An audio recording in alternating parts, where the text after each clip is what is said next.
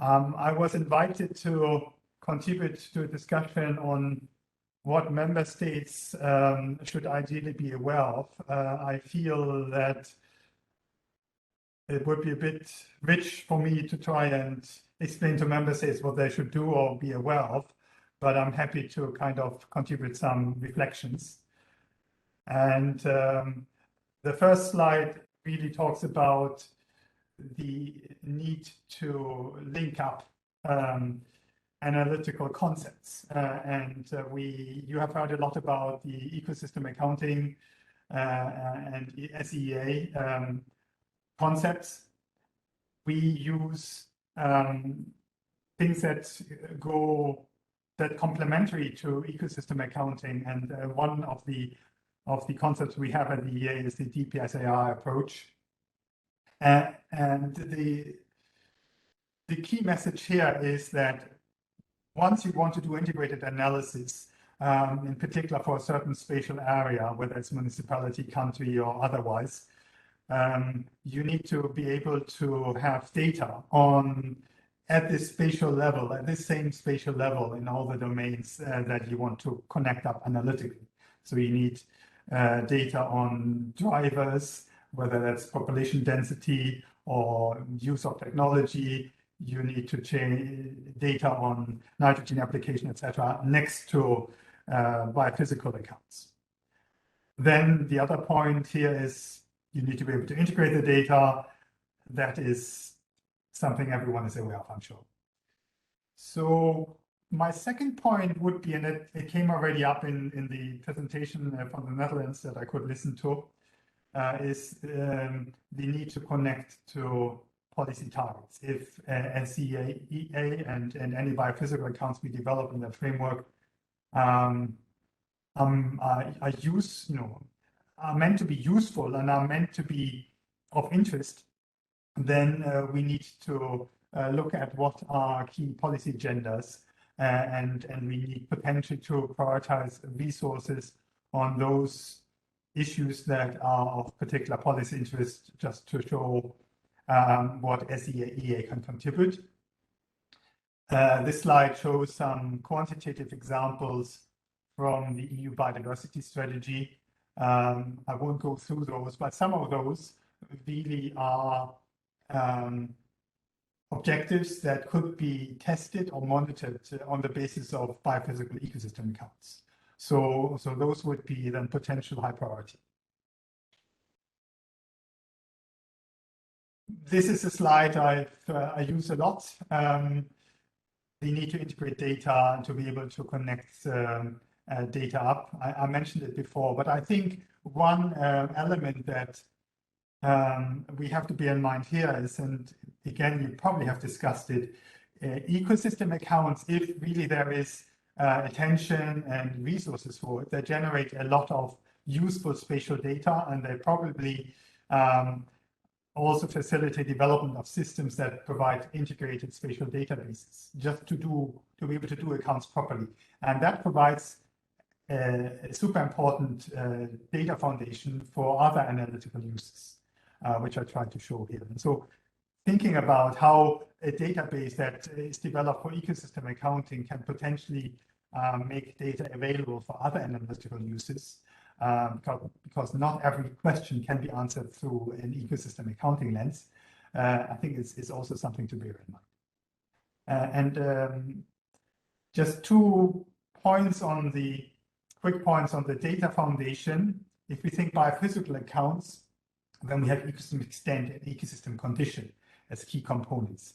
And for ecosystem extent, we often do reasonably well, but for ecosystem condition, there is a lack of data, at least at EU level. Where data exists, then they often only show trends of national averages, and this you cannot really relate to the individual ecosystem types that are distributed across your national territory. Here's an example where actually reporting on the EU directive, the Water Framework Directive, gives spatial data that you can link to water basins. It's that kind of data that I think really lives up to the ambition of ecosystem accounting to represent ecosystems where they occur in the richness of the ecosystem condition. And the second point, which is really a challenge to ourselves at EU level, but it's something that maybe the member states can contribute to, is really how to properly make use of the strong growth of satellite data that become available more and more. The EU has the so-called Copernicus program, and at EA, JRC, and others, we try to use them, but we actually have limited capacity because there has been a lot of investment in hardware, but not enough investment at EU level in people. So if there is a way of sharing the use of these data,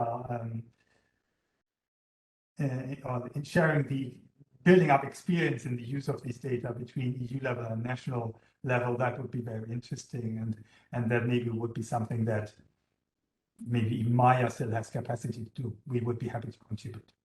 Just as a very practical reflection, and I thank you for your interest and hope I was not too long.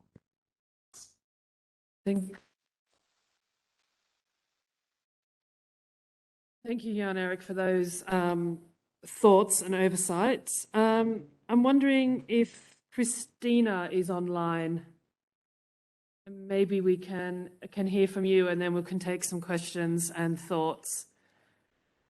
So, Jan-Erik, if you could stop sharing a great, thanks. Yes, Christina. I was trying to do it, but I think someone has helped me already. Claire, can you want to share the screen? Yes. So Christina's from DG Research. Can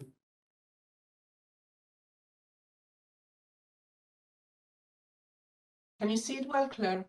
Yes, we can, and it's in full mode, so please go ahead. Okay, so thank you very much. So first of all, I would like to thank you very much for inviting me to participate in this workshop of MAIA project. It's a very important project for us in the DG Research and Innovation. It's one of the few projects that we have been running until now on natural capital accounting. So I'm really happy to see all the work that is being done until now. It's really impressive, and really thankful for that. So my name is Christina Pantazi. As Claire said, I work at the biodiversity team in DG Research and Innovation. And among other things, I'm dealing with the issue of natural capital accounting and the projects that we have funded under Horizon 2020 and the new projects that will come under Horizon Europe.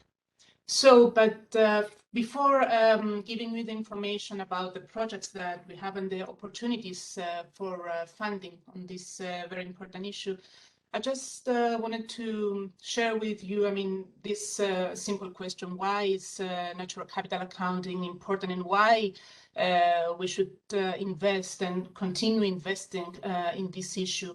We have heard a lot since this morning about the situation of biodiversity, the biodiversity laws, and also in relation to the challenges with climate change. And there is a lot of scientific evidence that things are not going well. We are in a biodiversity crisis.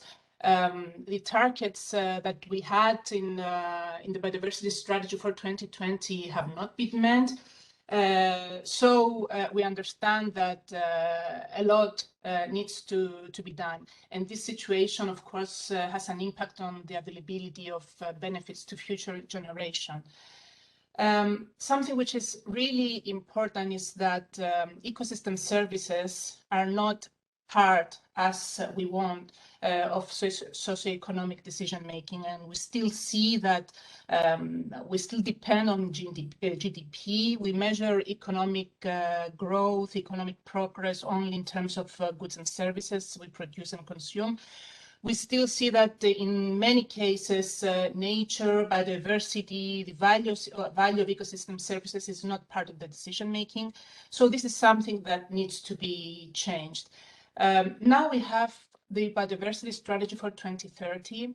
And it's very ambitious. We have a lot of goals. One of the goals and the targets is to enable transformative change. This change needs to be done in various levels. And one of the most of the important things that needs to be done is to promote natural capital accounting and to ensure that we take into consideration ecosystem services, what's going to be the impact of our decisions on them, and to include nature in the whole picture. So let me allow me to refer to the two projects that have been funded through Horizon 2020. I'm talking about MAIA, of course, and the project We Value Nature. These projects have started some time ago, and the aim was to support Keep Inca.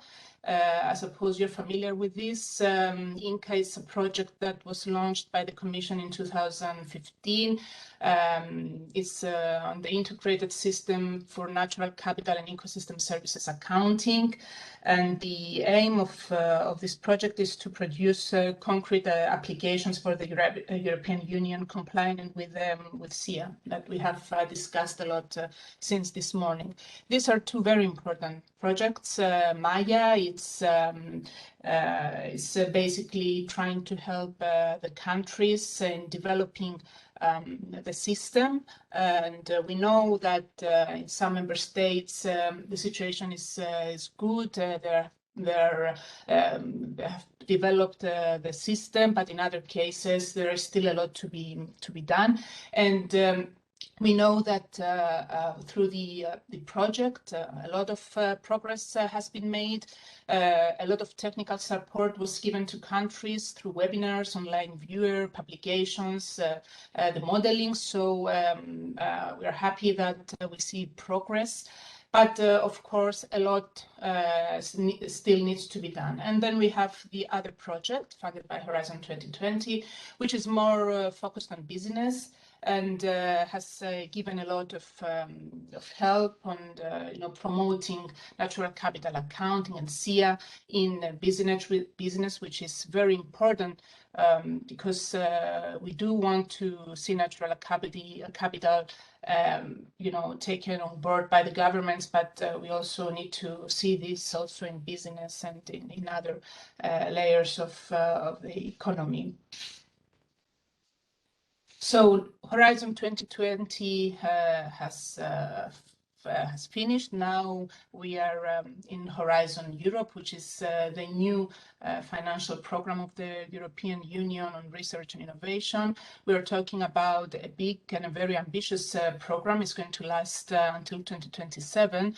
We're talking about a budget of 95.5 billion euros that are going to be given for research and innovation, of course, in all the sectors that Horizon Europe covers. This is the three pillars of Horizon Europe, just for you to be familiar. Biodiversity is in Pillar 2, in Cluster 6, which is in green. And this is where most of the topics of the projects are being funded.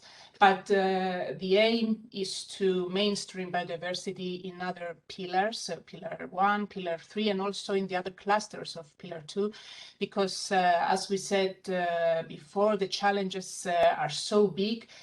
We need to ensure that biodiversity is included in other projects and in other subjects throughout Horizon Europe. And this is what we are trying really hard to do. It's not always easy, to be honest, but this is what we're trying in our team, biodiversity team, to do.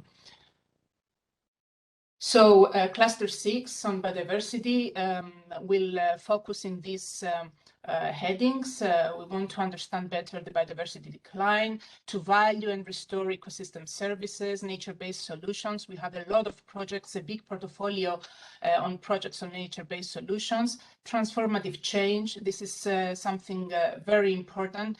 And of course, biodiversity and health, connecting research, supporting policies. So we have a big envelope, and we are very ambitious in all the topics that we're that we include in the different work programs of Horizon Europe. We are now in work program 21-22. The topics and the calls have been finalized, and hopefully we will start having the new projects running out. And we are also currently drafting the work program of 23-24, where again the natural capital accounting and other topics relevant will be included, so that we continue this very important work on this very extremely important issue of natural capital accounting. And just to give you some overview about the projects that we will have running, this is a 2022 project, natural capital accounting. So what we aim to do is to work towards measuring the biodiversity footprint of products and organizations. This is an innovation action. And here you see, I'm not going, of course, to read this. This is the scope of the project. It's a very important project for us. What we want to do is to develop in real settings standardized natural capital accounting practices to support companies to value and synthesize biodiversity and ecosystem risk assessments, to continue the alignment of natural capital accounting between public and private sectors, address the obstacles. So this is project that will start very soon, but we also have other projects in the pipeline that will be funded, that are being funded from Horizon Europe. This is one project on coastal and marine biodiversity. We know that there are many gaps in this area on marine biodiversity. And this project will not be devoted to natural capital accounting, but it does include the element there. So one of the outcomes will be related to natural capital accounting on coastal and marine biodiversity and ecosystem services. And again, we have other projects of nature-based solutions. As I told you, throughout the years, RTD has given a lot of attention on natural capital, on nature-based solutions, and we have a lot of projects, a lot of information, and we believe that in this area we have made a lot of progress. And then another project on the ecosystems and their services for an evidence-based policy. So, I mean, I just put these slides for you to see that the opportunities from Horizon Europe are there.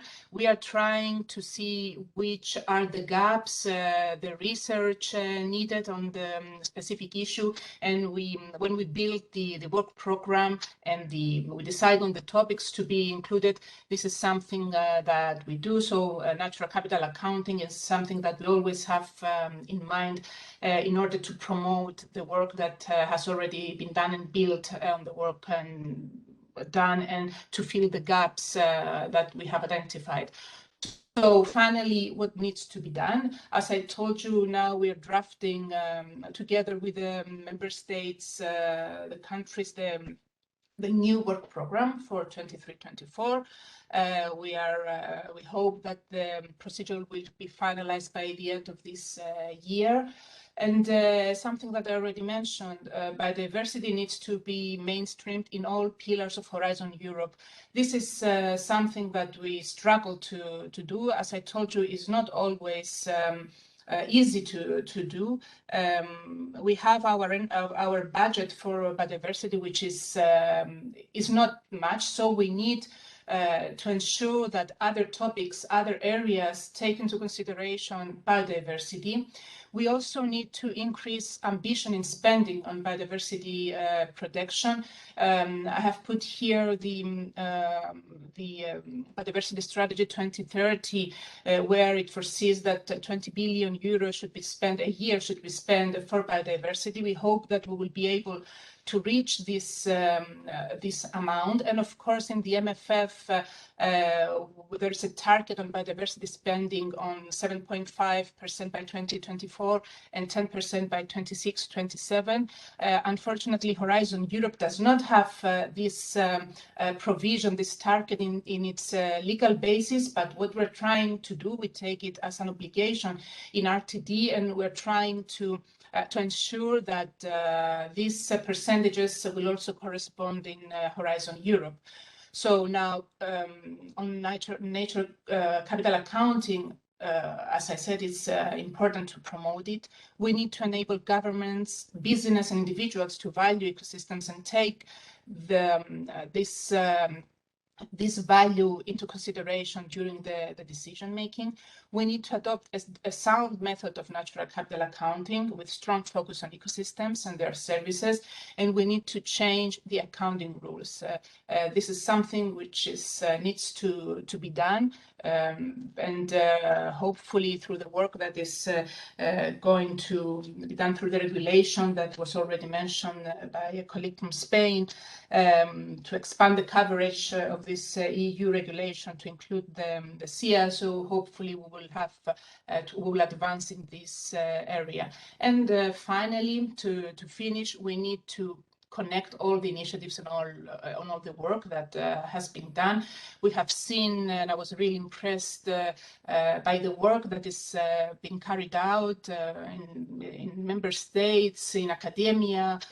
So we need to take all this work into consideration and to continue working on this and go further, and in order to be sure that natural capital accounting is taken into consideration during the decision making. So this is what I wanted to share with you. Thank you very much for listening to me.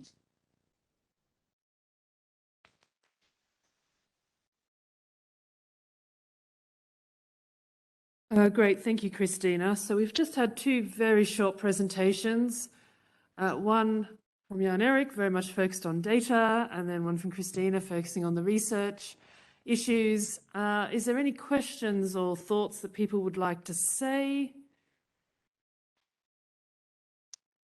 So little time to discuss with the presenters of the accounts for RIXT for Greece and Spain and the Netherlands. So perhaps they could join the table and we could have a bit broader discussion also. We could have a broader discussion. So if I could invite the speakers from the previous session up on the stage. It's always fun.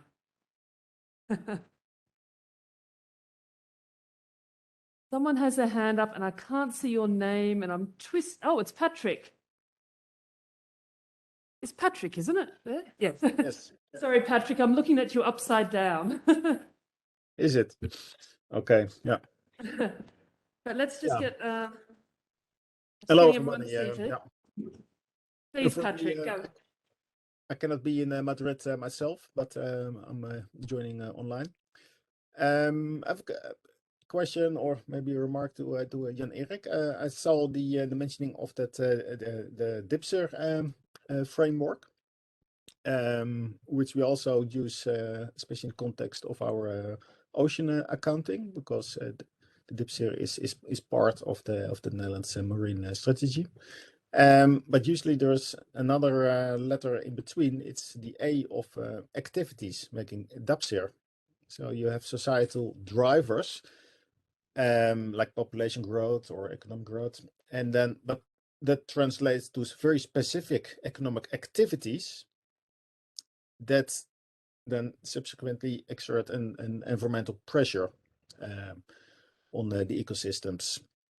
And if you look at it in that way, that gives also room or actually a demand for extending the whole framework with a pressure account that links economic activities from economic sectors to to environmental pressures, like a counterpart of ecosystem services. So where ecosystem services are flows from the environment towards the economy, and we describe that then in ecosystem types and economic sectors. And environmental pressures can be described in exactly the same way, but in the other direction. So you have activities happening in sectors, and they have an environmental pressure. And by doing that, you could have a more complete picture of the interactions between the economy and the environment, building largely on what's already available in ecosystem accounts and also in the SEEA central framework, where already a number of these environmental pressures are taken into account. So I was wondering, Jan-Erik, what do you think about that?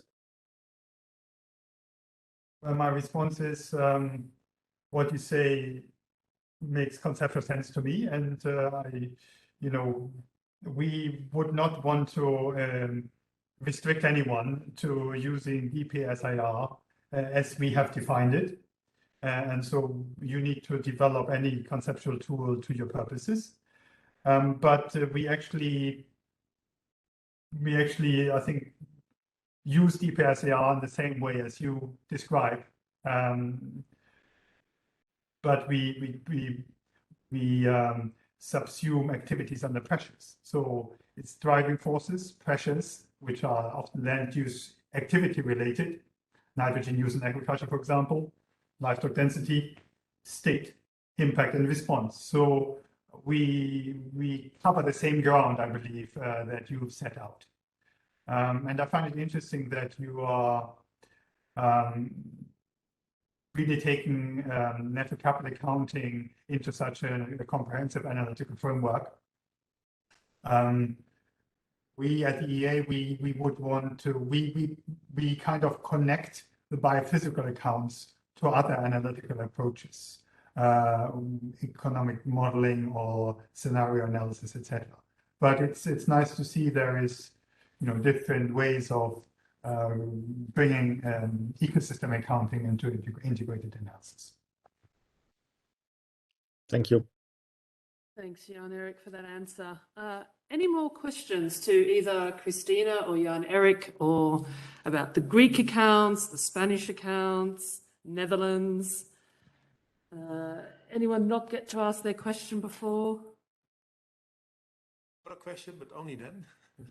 I have a question. Go ahead, please, Lars.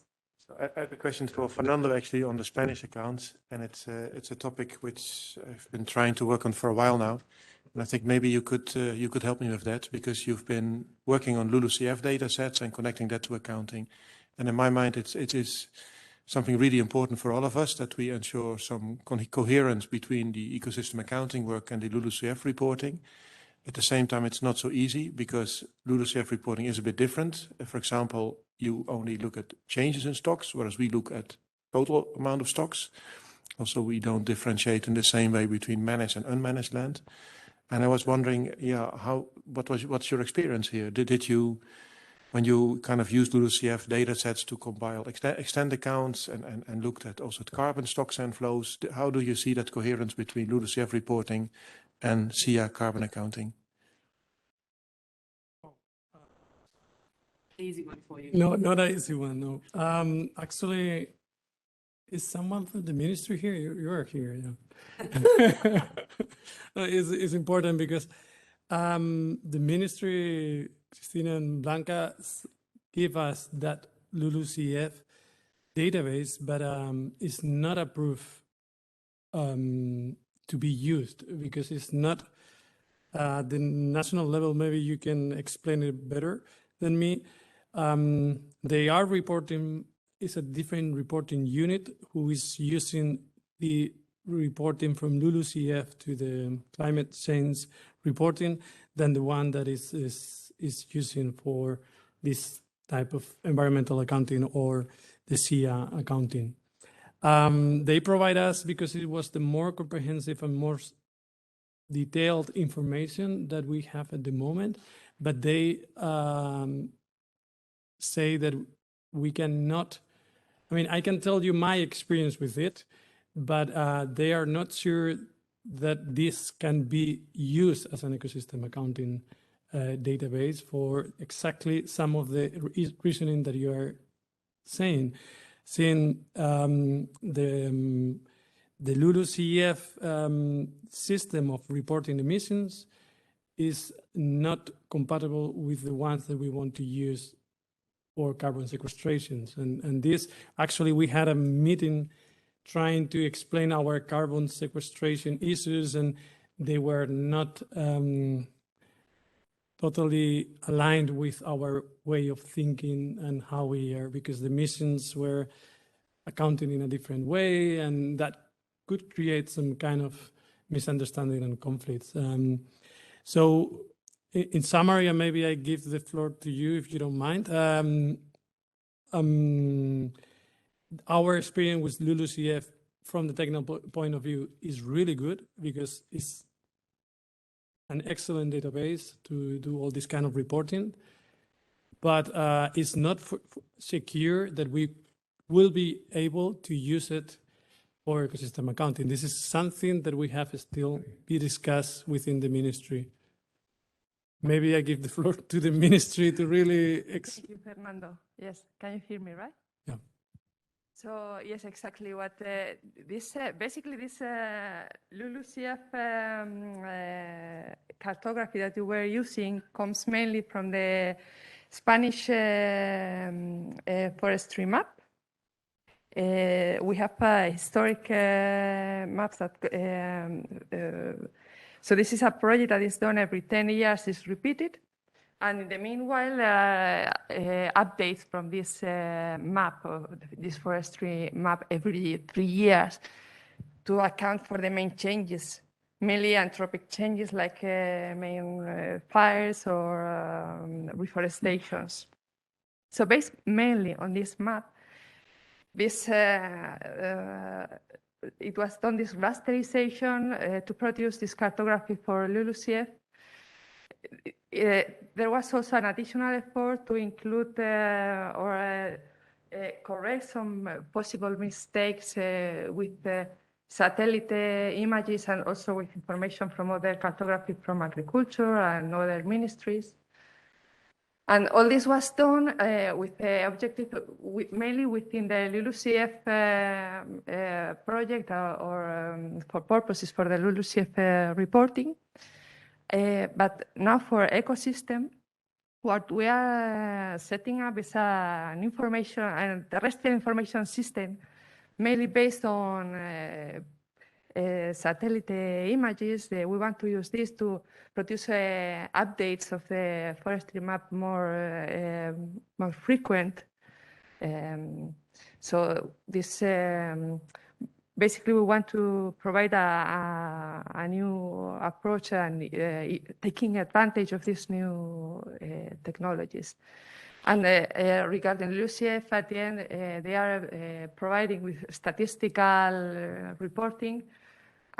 But this cartography was historic. I think it has a lot of value, and you could go back to the 70s. So it's yeah, an important cartography. But so the reporting at the end, the reporting for the LULUCF and for the purpose for the ecosystem services has been like separated also because of different problems with classifications of ecosystems. So just from LULUCF, the main misunderstanding probably was on they usually use only land use change, while we are basically doing this land cover ecosystem classification types, and they don't agree on how we account things because we are using basically land cover ecosystem classification, while they're basically counting for changes on land uses, and that is conceptually is quite different, and that creates a lot of misunderstanding on what are we accounting for. So that is not resolved issue, but we thought it was a good opportunity to use LULUCF, but we don't know if we're going to be able to maintain it or not, because we actually we use LULUCF with a combination of our ecosystem classification, so it's a kind of mixture. So yeah. I think Jan-Erik wants to come in on this point, and then I'll go to David. Jan-Erik? Yeah, thank you. Interesting discussion. We've also looked into potential use of LULUCF reporting at EU level, and our conclusion is similar to what the Spanish colleagues presented, that these are two different classification systems with different purposes. LULUCF also looks mainly at managed land, so it's not complete in coverage. So we unfortunately have given up on being able to use LULUCF for ecosystem accounting. You know, it has its own purpose and it's useful there, but for ecosystem accounting, we need data that are land cover focused or go beyond land cover, in fact, ecosystem identification rather than land use related information. Thanks for that. David, you wanted to come in on this as well? No, topic. You topic? Yeah. Please. Okay.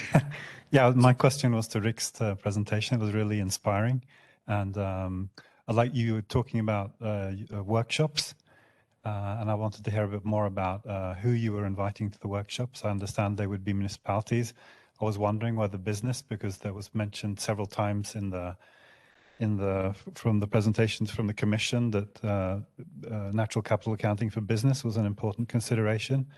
So could you tell me a bit more about, or us a bit more about workshops? And one question, do you think that business has an even higher granularity requirement than municipalities regarding natural capital accounting? Thank you for the questions. So the last one, yes. I think for businesses, we do need higher granularity. It depends a bit on the type of business. If we look at it, we have a very large dairy company in the Netherlands where, I don't know how many, half the Dutch farmers that produce dairy are they're part of that. I mean, then you don't need higher granularity because that is such a large area. So there you wouldn't need it. But I think for most businesses, it is required that you have high detail. That's also the reason why we're not, for those workshops, we're not looking directly at businesses. Our first aim is, and actually we're in the middle of compiling the list of, who we're going to invite. In the Netherlands, we have a program which is called the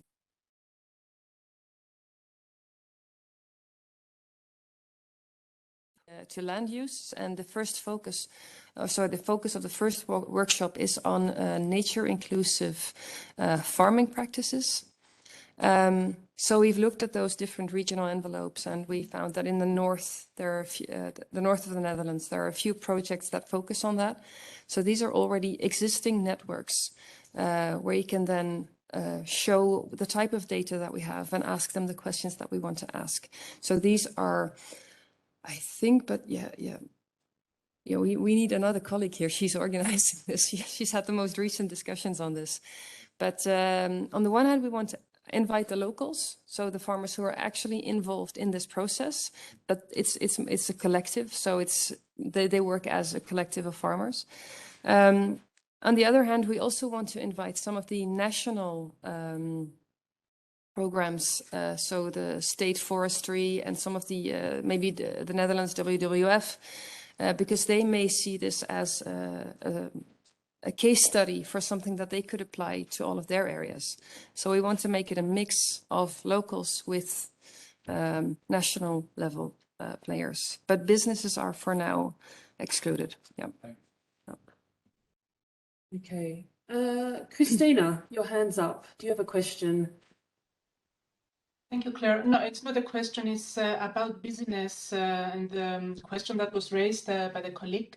I just wanted to say it again. I mean, I mentioned it in my presentation that we have the second project that is finalizing soon, the We Value Nature, was more business oriented than MAIA. So it's an important project, and there is a lot of information about how business needs to be engaged in natural capital accounting.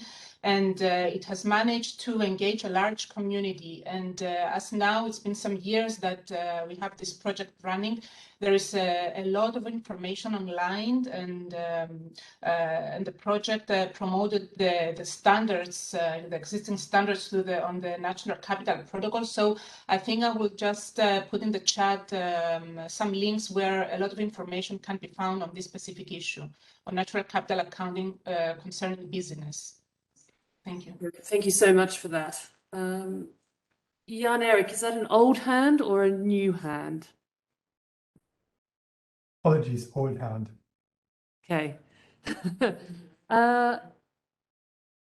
Leo and then Stephen.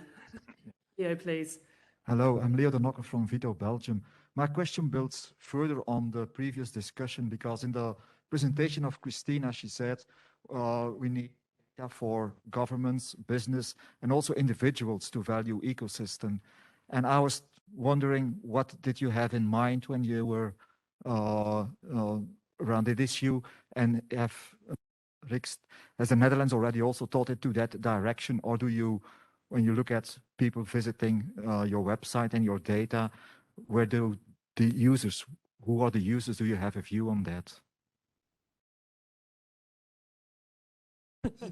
Or do you want to help?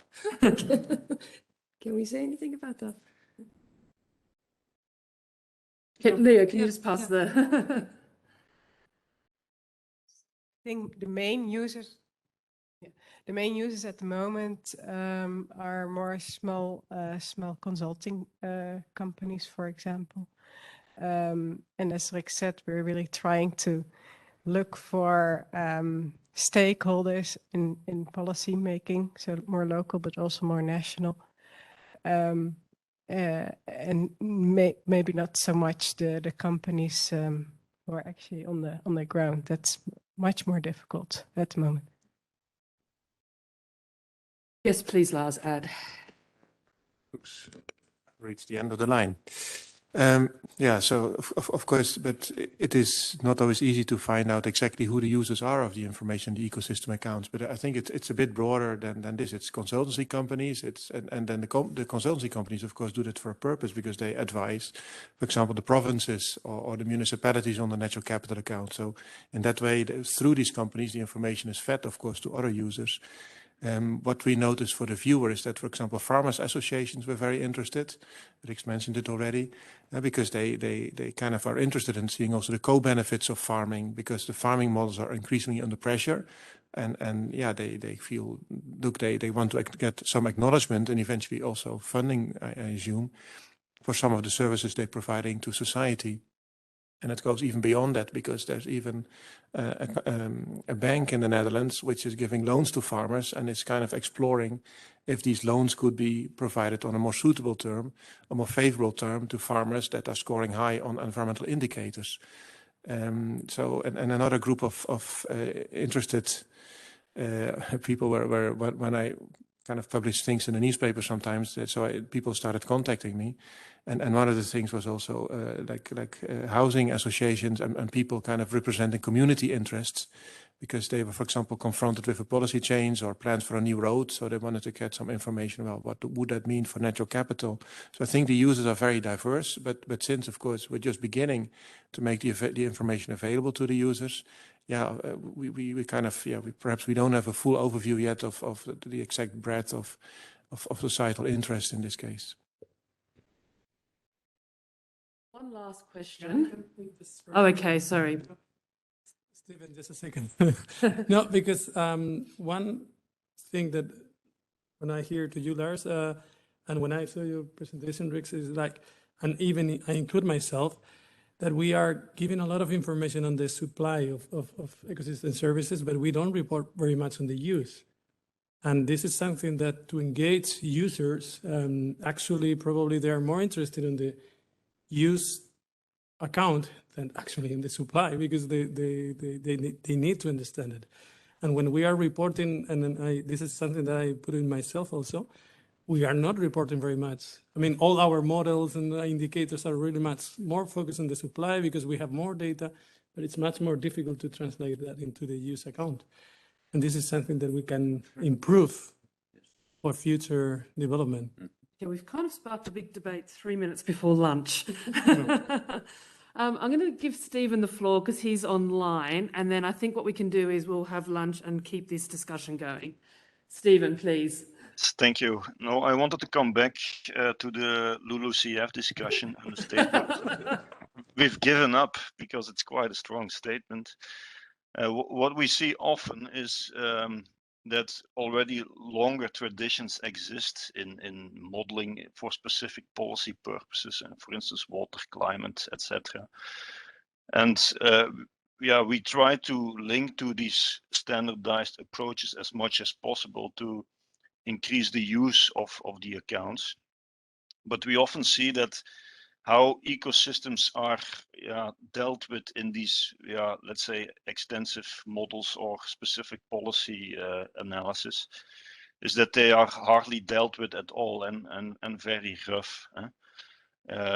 You also see this for instance in LULUCF, and I wonder whether it's sensible in a sense. We always think, okay, we can use something from other policy domains, but on the other hand, would it not be more sensible to start from ecosystem accounting and try to influence the methodologies that are used in the other policy domains, how they approach ecosystems, to improve those methodologies and make steps forward there? Because my feeling is, if we are not working towards coherence, we miss a large part of the use of the data. That was a big question to finish on here. Does anyone have any final words to answer Stephen, and then we can wrap up? Definitely food for thought, Stephen. As always, a very good point that you're raising. You're right. We should think carefully on how we align or not, or try to influence with other data initiatives. I have no answer. Of course, you didn't expect an answer, I'm sure, but it is a very valid point, and it's something we need to keep on reflecting about. That's for sure. I think that is. I think my comment is not to give up. Yeah. Maybe we can pick it up in our next MAIA meeting. So if everyone could please thank our presenters from the last session and this session, and then we'll let people go for lunch.